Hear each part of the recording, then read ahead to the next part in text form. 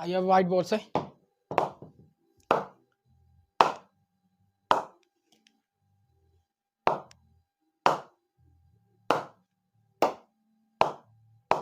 बहुत ही बेहतरीन बैट है, आप देख सकते हैं। आइए मैं हैमर से भी साथ के साथ दिखा देता हूँ कि कैसा साउंड रहने वाला है इस बैट का।